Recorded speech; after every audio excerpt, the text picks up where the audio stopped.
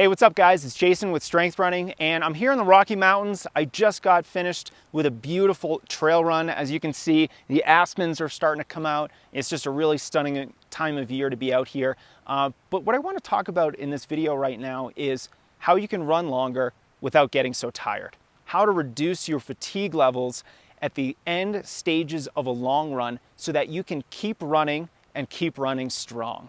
Now look, long runs are really hard. They test your aerobic endurance. They test your muscular endurance. They also test your fueling. They test your mental stamina. There's a lot of things that make long runs difficult, but there are some strategies for you to make them less fatiguing over time. Now, before I go on, I should say there is no secret formula here. There's no hack or magic workout that's going to all of a sudden make your long runs easy. Running is a cumulative long-term sport. The more you do it, the better you're going to become at it, and there are no shortcuts. The real question is, can you push past that fatigue? Can you keep running strong when you're tired? Can you endure? Now, I think there are three really great ways to make sure that your long runs are not as fatiguing as they possibly can be. So, number one, let's do long runs more frequently. One of the things that really irks me about a lot of the marathon training plans that you can download online these days is that there seems to be a cutback long run week every other week. If you're a marathoner, that's the most important workout that you're doing all week long. Why would we sacrifice that? Not to mention, you're not going to get proficient at the long run distance if you don't do it frequently. We have to do it regularly, every week. They don't call the long run, the church of the Sunday long run for nothing. It's not the church of the every other Sunday long run. It's every week. Now, I'm a big believer in runners doing a long run every single week. It is one of the best workouts for gaining endurance, for teaching your body strength, for building mental toughness. It is such a valuable workout, and I think runners are doing themselves a disservice if they skip that valuable long run every single week. Now, of course, one of the ways that you make that long run easier is by doing it more frequently. Just like when you first started running, that 3-mile run might have been really challenging, but now it's quite easy. The same thing can be true with a long run if you do it regularly.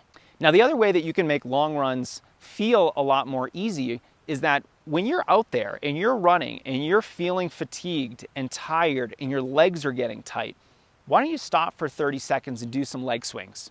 Do front leg swings, do back leg swings, and that's going to really open up your hips, improve your mobility, and you're going to feel a lot better after taking that really short break and working on some hip and leg mobility. Another thing that you can do in the later miles of your long run to kind of wake yourself up, to wake your legs up, is to do a couple short strides.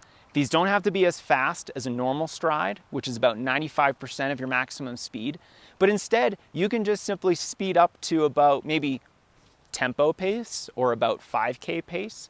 It's not really as important as just running a little bit faster than your normal running pace.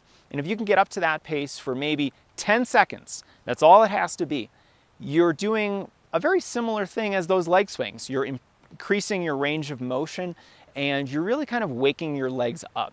They're going to be more responsive after this, you're going to feel a little bit better, and you're going to get a little bit of a better training stimulus from it. Now, of course, if you're only doing long runs, then that long run is probably always going to feel really difficult. Those long runs have to be supported earlier in the week with medium length runs. So if you're getting ready for a marathon and you're running 17 to 20 miles as a long run, it works in your favor during the week to run 9 miles, 10 miles, even up to 11 or 12 miles as a medium long run.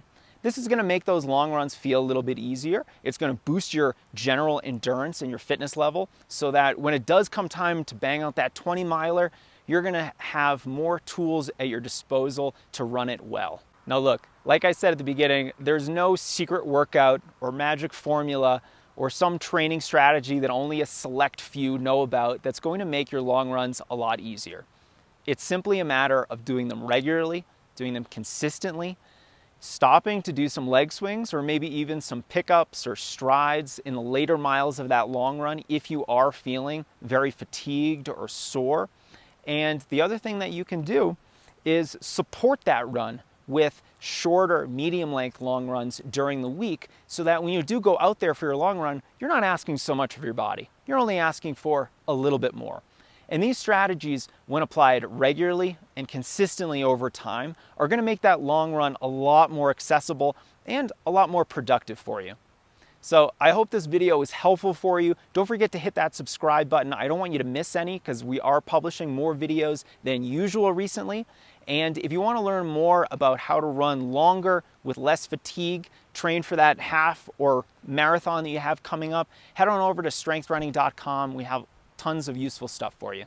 Thanks so much for watching, guys.